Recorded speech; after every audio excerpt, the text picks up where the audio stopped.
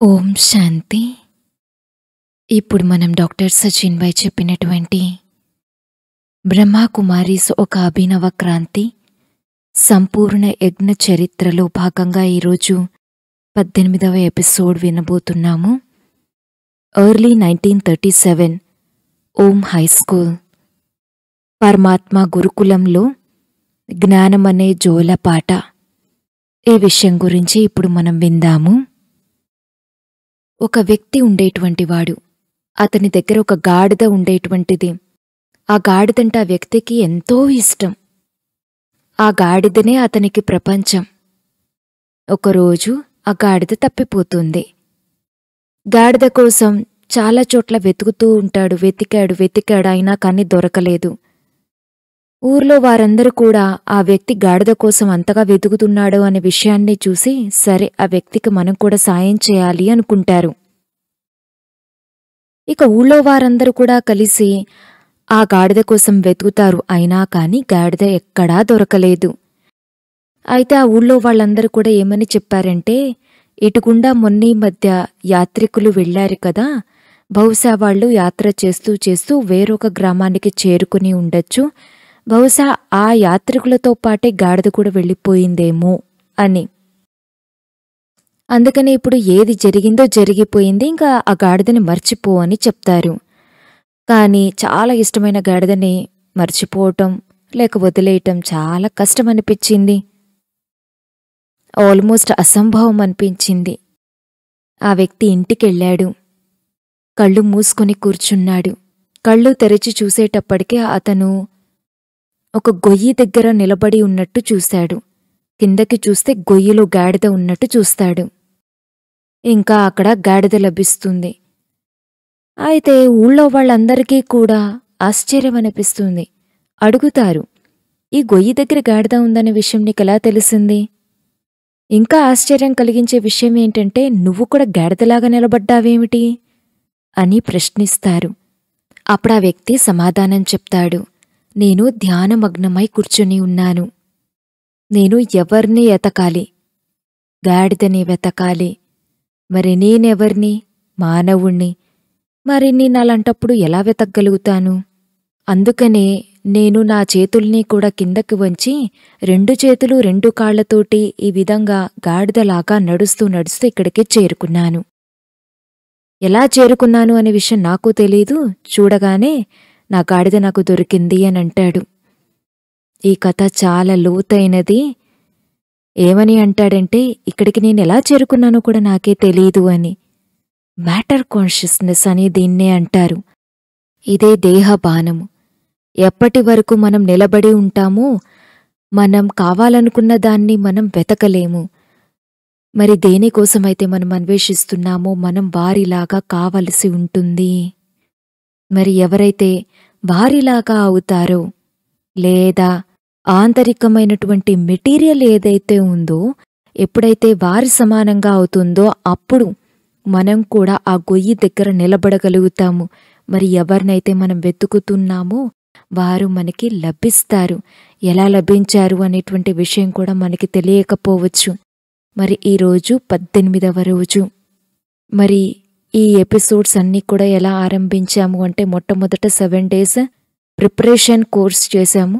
తర్వాత 8వ రోజు నుండి మనం యజ్ఞం యొక్క చరిత్ర గురించి తెలుసుకుంటూ వచ్చాం. మొట్టమొదట భారతదేశం యొక్క చరిత్ర, తర్వాత సింధు నాగరికత యొక్క చరిత్ర, తర్వాత బ్రహ్మబాబా యొక్క లౌకిక జీవితం గురించి, ఆ తర్వాత బ్రహ్మబాబా యొక్క 7 రహస్యయుక్తమైనటువంటి సాక్షాత్కారాలు, తర్వాత వాటి పరిణామాలను కూడా డిస్కస్ చేసుకున్నాము. దాదా లేఖరాజ్ యొక్క జన్మపత్రిలో వారు 60 సంవత్సరాల కన్నా కూడా ఎక్కువగా జీవించలేరు అని. ఒక రకంగా చూసుకుంటే ఇది కరెక్టే రాశారు. ఎందుకంటే 60 సంవత్సరాల తర్వాత వారిది కొత్త జన్మ అని చెప్పాలి. మరి నిన్న కూడా మనం తెలుసుకున్నాం కదా, చరిత్రను గనక మనం తెలుసుకోవాలి అంటే టైం లైన్ని పట్టుకుని నడవటం చాలా అవసరం. అందుకని ఇప్పుడు మన టైం లైన్ ఎక్కడుంది అంటే, ఎర్లీ 1936 నుండి ఆరంభించాము. యజ్ఞం ఎప్పుడైతే 1936 జనవరి నుంచి ఆరంభమైంది అని అనుకున్నట్లయితే 2 సంవత్సరాల వరకు ఎటువంటి విరోధము లేదు, అంతా సవ్యంగా నడిచింది. విరోధము ఎందుకు స్టార్ట్ అయింది అనేటువంటి విషయం గురించి 3 కారణాలను నిన్న మనం చర్చించుకున్నాము.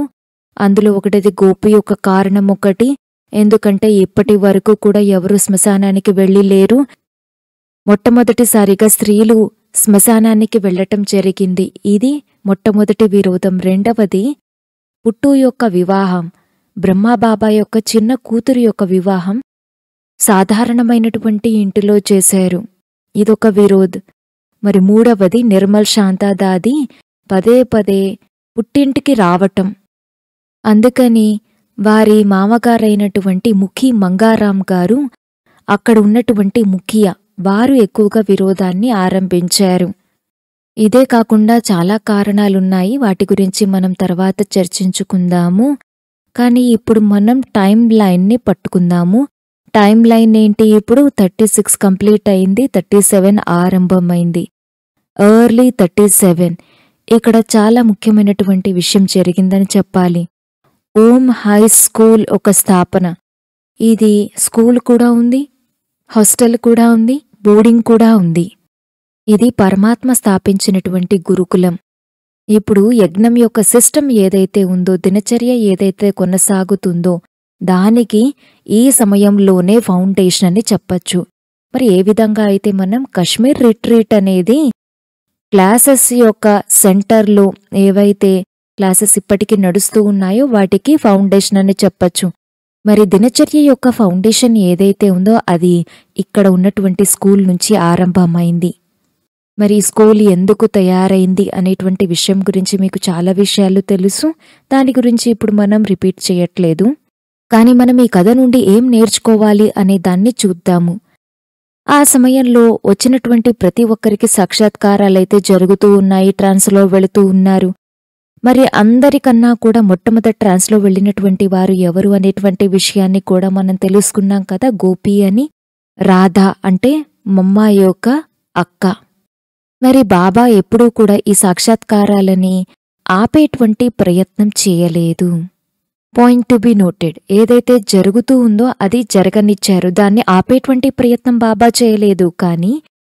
కానీ బాబా ఇది ఎంత గుప్తంగా ఉంటే అంత మంచిది అని కోరుకున్నారు. మనం ఇప్పుడు టైం లైన్ని క్రాస్ చేసి ఒక విషయాన్ని ఆలోచిద్దాము.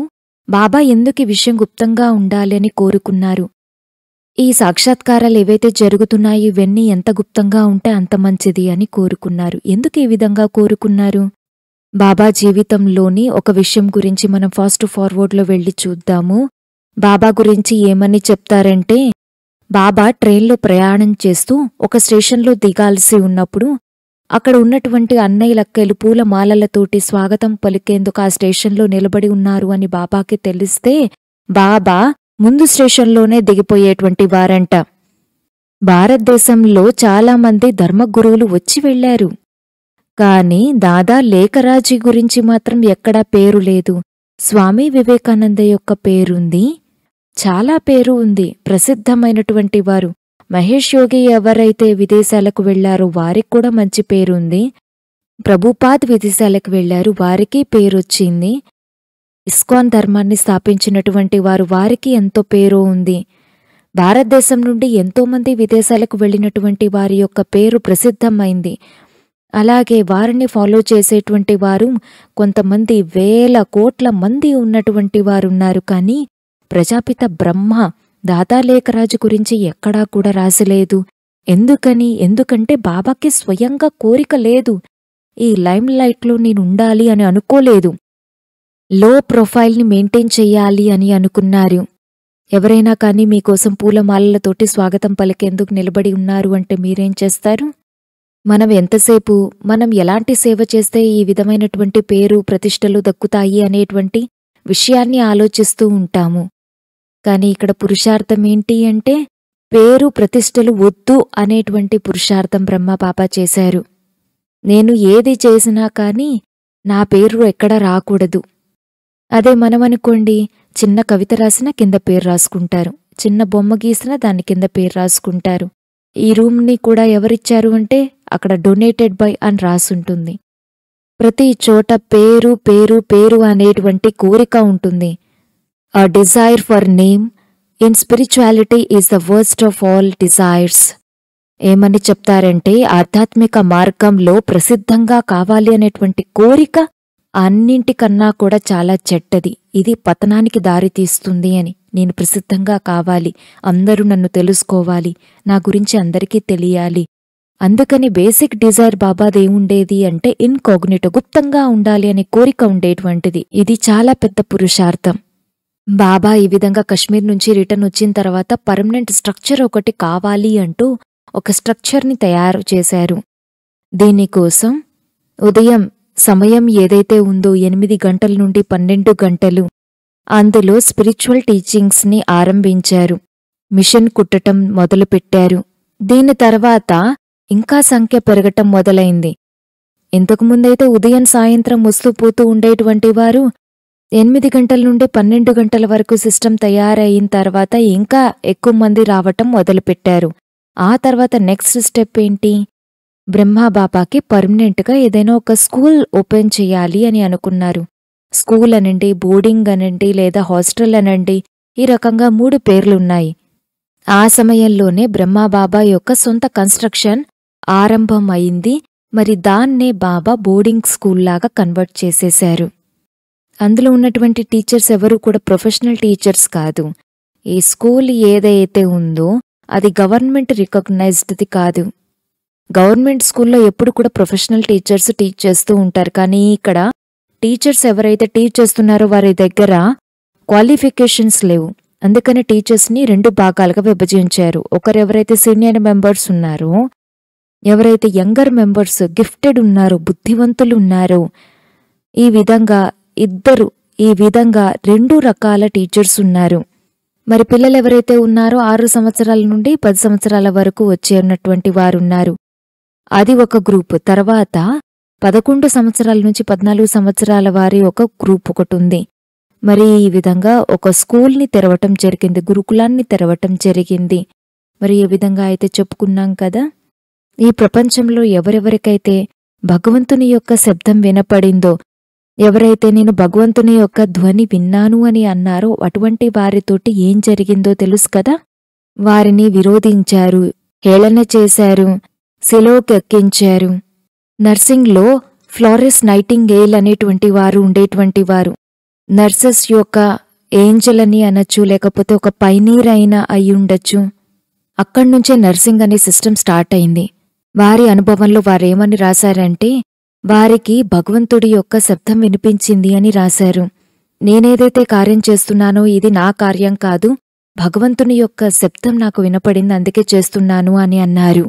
మరి అదేవిధంగా జూయిష్ ధర్మంలో, యహూదీ ధర్మంలో ఎంతమందైతే మెసెంజర్స్ వచ్చి ఉన్నారో వారందరికీ కూడా భగవంతుని యొక్క శబ్దం వినపడింది అని చెప్పారు.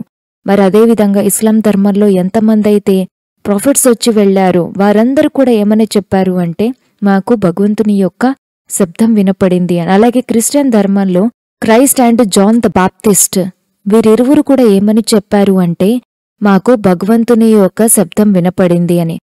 అదేవిధంగా జోన్ ఆఫ్ ఆర్క్ విన్నారా ఎప్పుడైనా? Zone of arc. మరి ఈ విధంగా ఎంతమందైతే ఉన్నారో వారందరూ కూడా ఏమని చెప్పారంటే, మాకు భగవంతుడి యొక్క శబ్దం వినపడింది, మేం విన్నాము అని అన్నారు. ఫ్రాన్సిస్ ఆఫ్ అసిసి యుద్ధానికి వెళ్లబోతూ ఉన్నారు, దేశం కోసం యుద్ధం చేసేందుకు వెళ్లబోతూ ఉన్నారు. అకస్మాత్తుగా వెనక నుండి శబ్దం వినపడుతుంది, ఫ్రాన్సిస్ ఫ్రాన్సిస్. వెనక్కి తిరిగి చూస్తే ఎవ్వరూ లేరు. అతను తన గుర్రానికి నీళ్లు తాపుతూ ఉన్నాడు. ఆ సమయంలో యుద్ధం కోసం వెళుతూ ఉన్నాడు. దేశం కోసం నేను ఏదైనా చేస్తాను, చావటానికైనా రెడీ అయ్యాడు. మరి అలాంటి వ్యక్తికి శబ్దం వినపడుతుంది, ఎక్కడికని వెళుతున్నావు? వెళ్ళు, నా ఇంటికి వెళ్ళు. ఆ ఇల్లు బూతు బంగ్లాగా అయ్యింది, దాన్ని ఒక చర్చిలాగా మార్చు అని. మరి ఎప్పుడైతే ఈ శబ్దాన్ని విని ఇంటికి తిరిగొస్తారో ఇంట్లో ఉన్నటువంటి వారందరూ కూడా, ఏంటి యుద్ధం జరగకముందే పిరికివాడిలాగా తిరిగి వచ్చేశావు అంటూ చాలా రకాలుగా అనరాని మాటలు అని పట్టుకుని జైల్లో వేసేస్తారు. ఇంకా అక్కడే వారికి ట్రాన్స్ఫర్మేషన్ అయ్యింది. అతనికి శబ్దం వినపడింది, go and rebuild my house, it is in shatters. ఎప్పుడైతే ఆ స్థానానికి వెళతాడో అదంతా చర్చ్ బూతు బంగ్లాగా అవుతుంది. మరి దాన్ని శుభ్రం చేసి ఒక్కొక్క రాయిని ఎత్తుకొచ్చి తర్వాత స్థాపన చేయటం జరుగుతుంది. వీరే క్రిస్టియన్ ధర్మంలో మొట్టమొదటిసారి సన్యాస ధర్మం యొక్క స్థాపన చేశారు. ఎందుకంటే ఆ సమయంలో ఉన్నటువంటి పోపులందరూ కూడా విలాసాలలో మునిగి ఉన్నారు. నిన్న కూడా మనం తెలుసుకున్నాం కదా, మన ధారణలు ఎలా ఉండాలి అంటే పవిత్రత ఇంపార్టెంట్, పేదరికం ఇంపార్టెంట్. అందుకని వారు ప్యూరిటీ అండ్ పావర్టీ ఈ రెండూ లేకుండా మనం ముందుకు వెళ్ళలేము అని చెప్పారు. ఏదైతే క్రిస్టియన్ ధర్మంలో మొనాస్టిజంని వారు స్థాపించారో ఇలాంటి వారందరిపైన కూడా అత్యాచారాలు చేశారు. మరొక మహిళ ఉన్నారు, జోన్ ఆఫ్ ఆర్క్ అనే మహిళ. మరి వారి కథ అయితే ఎంతో బాధాకరమైనది. ఇంకా వారితో ఏదైతే జరిగిందో 2-3 నిమిషాల వీడియో ఉంది, వారితో ఏం జరిగింది అని చెప్పారు. వారు కూడా ఏమని చెప్పారంటే, నేను కూడా భగవంతుని యొక్క శబ్దాన్ని విన్నాను అని అన్నారు.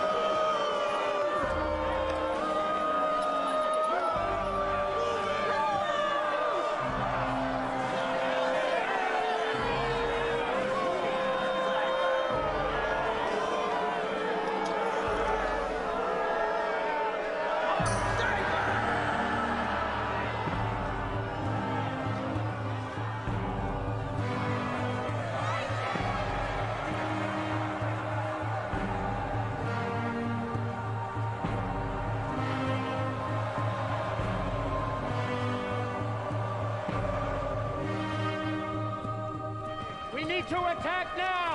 We'll attack the south gate to distract soldiers away from the main gate! Follow me!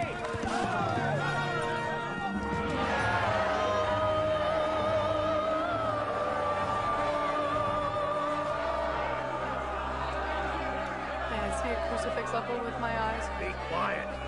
May I see a crucifix level with my eyes?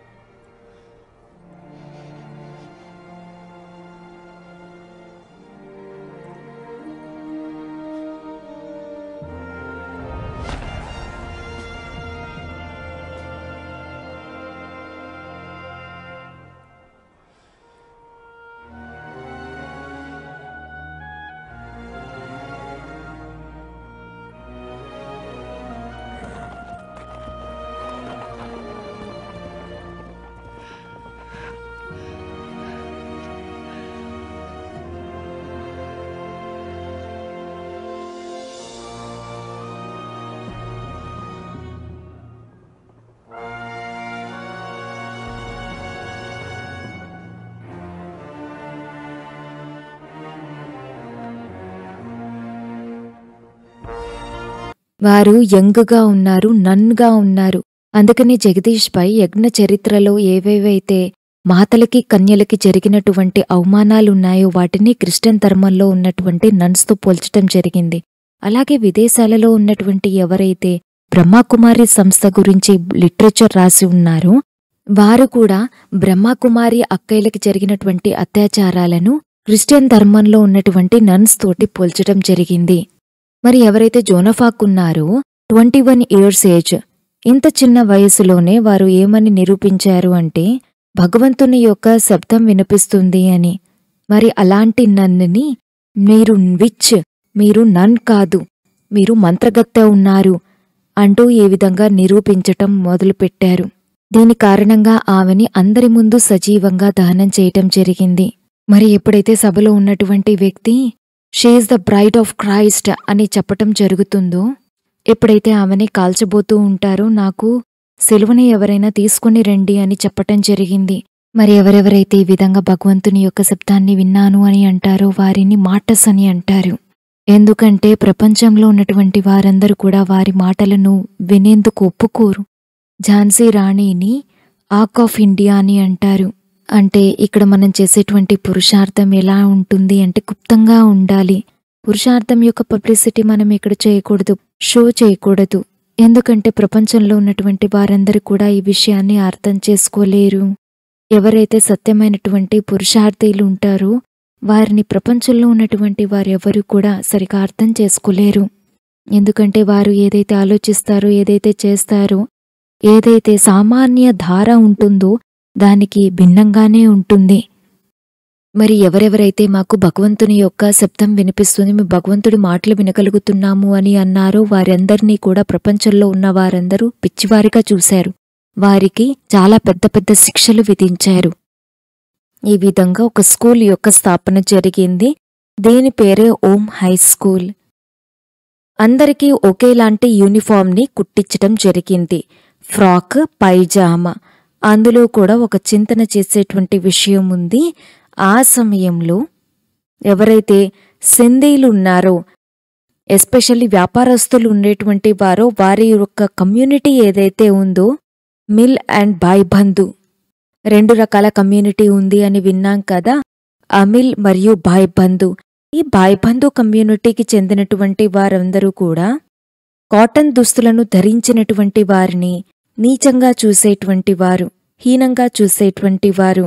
ఎందుకంటే వైట్ ధరించటం, కాటన్ ధరించటం వారి స్టేటస్కి విరుద్ధం. అది ధరించేటువంటి వారు బీదవారు అని భావించేటువంటి వారు. మరి ఇక్కడ బాబా ఎటువంటి యూనిఫామ్ని చూస్ చేశారు అంటే వైట్. మరియు అందరికీ సేమ్ యూనిఫామ్, సేమ్ బెడ్డింగ్, అందరికీ సేమ్. ఆ తర్వాత అక్కడ ఉన్నటువంటి వారందరికీ కూడా ఒక విశిష్టమైనటువంటి దినచర్యను ఏర్పాటు చేయటం జరిగింది. వెరీ డిసిప్లైన్డ్ దినచర్య.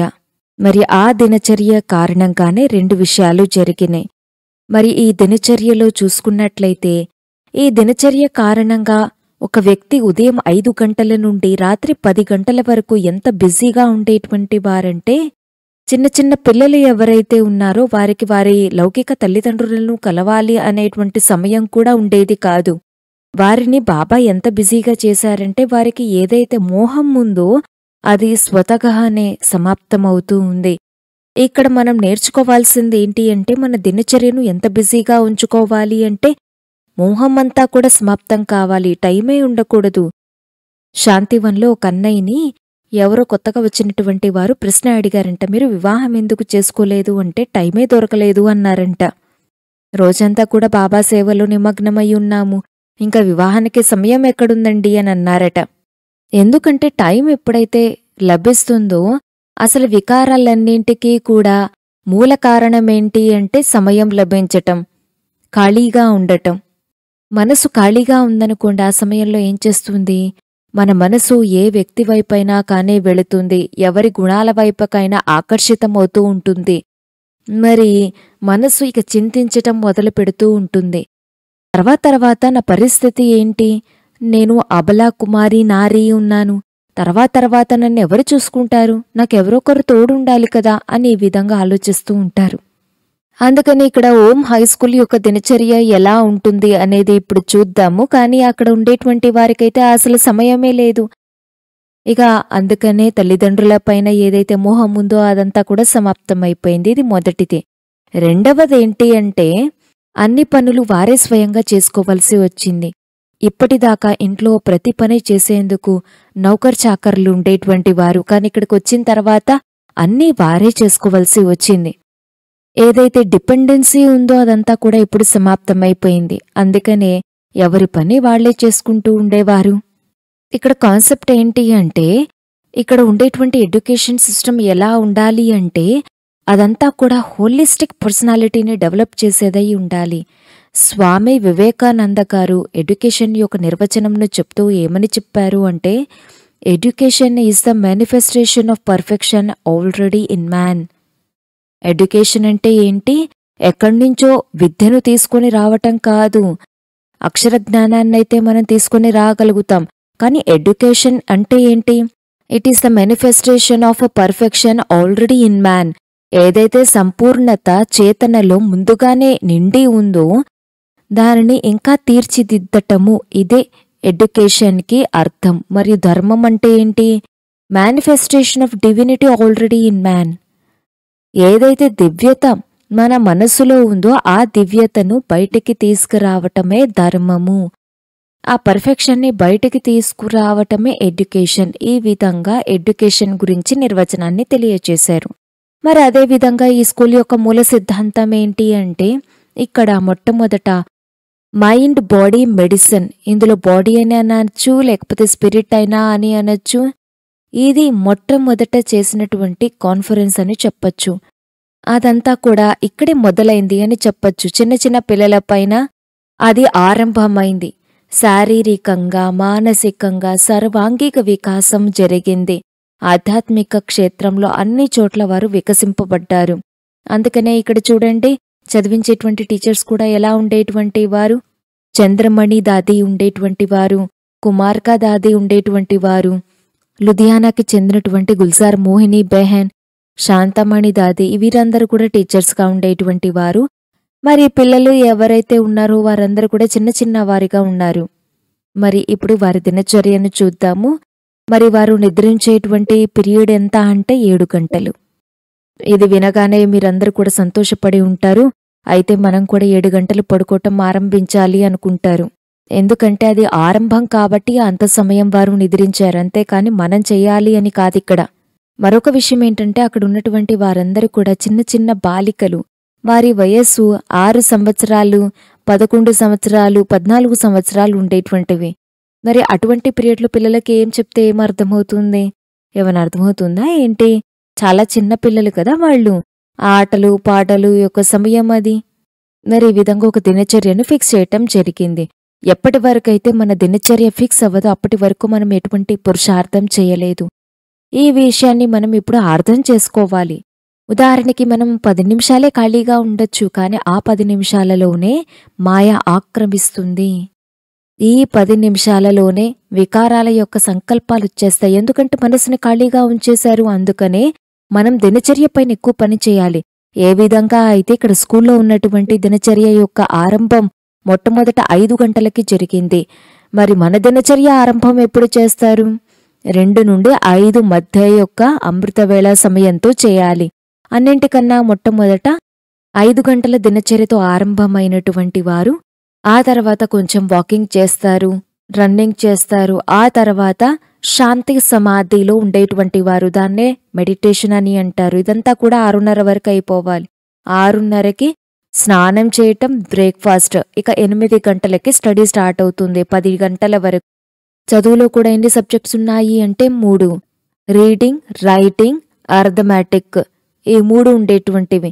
ఇంగ్లీష్, సింధీ మరియు హిందీ, ఈ 3 లాంగ్వేజెస్ ఉండేటువంటివి. అప్పుడప్పుడు హిందీ. ఎందుకంటే లాంగ్వేజ్ని నేర్చుకోవటం చాలా అవసరం. ఎందుకంటే జ్ఞానంను భాషలోనే కదా వ్యక్తపరిచేది. జ్ఞానం అనేది it is locked in a language అని చెప్పచ్చు. ఎవరికైతే హిందీ రాదో, ఏ సాహిత్యం అయితే హిందీలో లాక్ అయి ఉందో ఆ సాహిత్యంతోటి వారు వంచితులుగానే ఉండిపోతారు. అలాగే ఇంగ్లీష్ రానటువంటి వారు ఏ సాహిత్యం అయితే ఇంగ్లీష్లో లాక్ అవ్వబడి ఉందో దానితో వంచితులుగా అవుతారు. అలాగే గుజరాతీ కూడా చూడండి, గుజరాత్లో రాసినటువంటి సాహిత్యాన్ని వారు అర్థం చేసుకోలేరు. ఎందుకంటే ఆ జ్ఞానం అనేది గుజరాతీ లాంగ్వేజ్లో లాక్ చేయబడి ఉంది. కానీ ఒక వ్యక్తి అన్ని భాషలను నేర్చుకోవటం కూడా కష్టమే, కానీ వీలైనంత వరకు నేర్చుకునేటువంటి ప్రయత్నం చేస్తూనే ఉంటారు. ఎందుకంటే కొత్త భాషను నేర్చుకోవటంతోటే మన ఆలోచనల విధానంలో కూడా పరివర్తన కలుగుతుంది. మరి బాబాతో మాట్లాడటం కూడా హిందీలోనే మాట్లాడుతూ ఉంటారు. ఎప్పుడైతే బాబాతో మళ్ళీ మాట్లాడాలనుకుంటారో ఇప్పుడు భాష మార్చి మాట్లాడండి. అప్పుడు మీలో ఒక కొత్త రివల్యూషన్ ఆరంభమవుతుంది, కొత్త సాక్షాత్కారం అవుతుంది, కొత్త అనుభవం అవుతుంది. ఎందుకంటే భాష మారడంతోటే ఆలోచనలు మారిపోతూ ఉంటాయి. అందుకనే ఇంగ్లీష్ రానటువంటి వారు ఇంగ్లీష్ మురళి వినండి, ఇంగ్లీష్లో మురళి చదవండి. హిందీ రానటువంటి వారు హిందీలోనే మురళి చదవాలి. మరి ఏదైతే భాష ఉంటుందో కొన్ని విషయాలు ఎలా ఉంటాయంటే ఆ భాషలోనే ఆ విషయం మధురంగా అనిపిస్తూ ఉంటుంది. ఒకవేళ ఆ భాష రానట్లయితే మనం ఆ మాధుర్యాన్ని మిస్ అయిపోతాము. ఏ విధంగా అయితే బాబా చెప్తూ ఉంటారు, పిల్లలు అడుగుతారట, బాబా మా ఊరికి రండి బాబా అని. అప్పుడు బాబా అంటారు, ముళ్ళా అడవిలో కోతుల్ని చుట్టానికి రమ్మంటారా ఏంటి? మరి ఈ విషయాన్ని ఇంగ్లీష్లో మీరు ఎలా చెప్తారో చెప్పండి. ఆ ఎక్స్ప్రెషనే మిస్ అవుతుంది కదా. మరి ఈ విధంగా 8 గంటలకి స్కూల్ ఆరంభమవుతుంది, రీసెస్ 10:30కు ఉంటుంది, తర్వాత ఫ్రూట్ స్నాక్ ఇవ్వటం జరుగుతుంది. ఏ విధంగా అయితే ప్రకాష్మణి దాది గురించి కూడా మనం ఒకసారి విన్నాం కదా. దాది ఎప్పుడు ఏమనేవారంటే అసలు మాకు ఆరంభంలో టీ అంటే ఏంటో కూడా తెలియదు. మౌంట్ ఆబుకు వచ్చిన తర్వాతే టీ అనేది అర్థమైంది, అంతకుముందు మేము కేవలం పాలే తాగేవాళ్లమని అన్నారు. మరి ఈ విధంగా స్నాక్స్ అయిపోయిన తర్వాత 11 గంటల నుండి మళ్ళీ 1 గంట వరకు కూడా క్లాస్ ఆరంభమవుతుంది. అంటే ఈ విధంగా 8 గంటల నుండి 1 గంట వరకు ఒక అరగంట బ్రేక్ ఉండేటువంటిది. అంటే ఏంటి, మనం బ్రేక్ తీసుకోవచ్చు, కానీ ఎక్కువ బ్రేక్ తీసుకోవటానికి వీల్లేదు. తర్వాత 1 గంటకి శాంతి సమాధి. మరి ఈ దినచర్య కూడా జాగో మోహన్ ప్యారే అనేటువంటి పాటతోటి ఆరంభమవుతుంది, సోజా రాజకుమారితోటి ఎండ్ అవుతుంది. మరి 1 గంట నుండి 3 గంటల వరకు రెస్ట్, లంచ్ అండ్ రెస్ట్. తర్వాత 3 గంటలకి స్పిరిచువల్ నాలెడ్జ్. ఉదయమంతా కూడా లౌకిక జ్ఞానం, తర్వాత మధ్యాహ్నం అలౌకిక జ్ఞానం. అందులో పాటలు ఉండేటువంటివి, కొన్ని మాటలు ఉండేటువంటివి. ఆ తర్వాత 5 గంటలకి పాలిచ్చేటువంటి వారు, తర్వాత వాకింగ్, విటమిన్ ఎన్ అంటే ప్రకృతి సాన్నిధ్యంలో ఉండేటువంటి వారు. 6:30కి డిన్నర్, 8 గంటలకి ఇన్ఫార్మల్ టాక్స్, దివ్య గుణాలను ఎలా ధారణ చేయాలి అనే విషయం పైన కౌన్సిలింగ్ కూడా ఇచ్చేటువంటి వారు.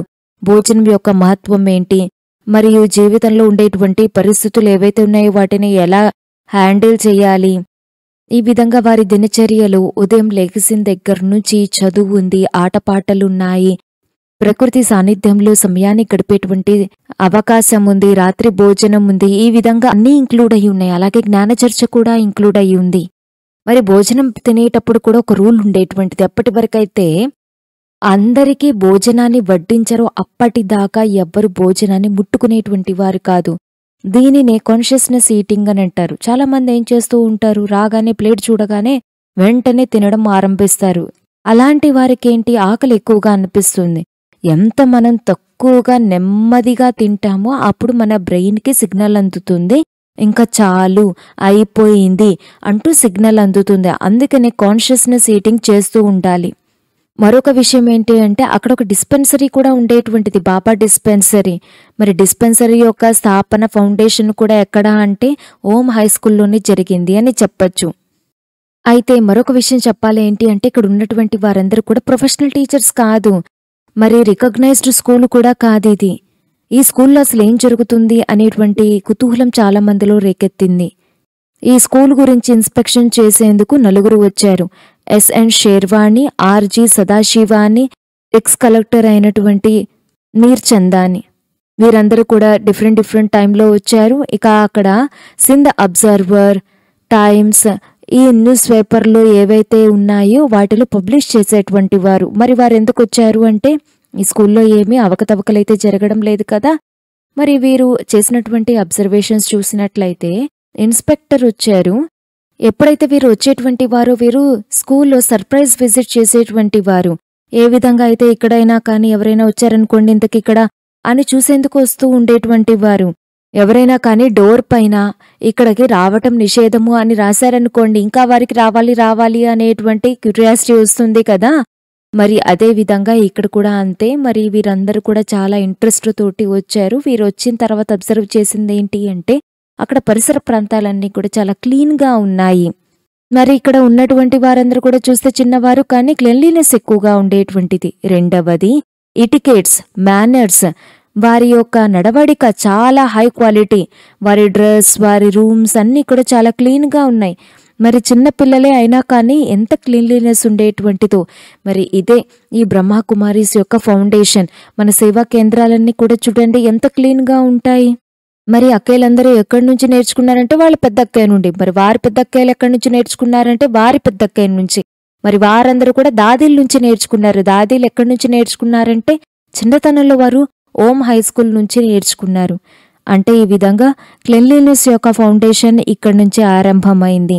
మరియు ఇంకోటి పరస్పర సంబంధాలు కూడా ఎంతో సౌమ్యంగా ఉండేటువంటివి. ఈ విధంగా వారు కొన్ని అబ్జర్వేషన్స్ చేశారు.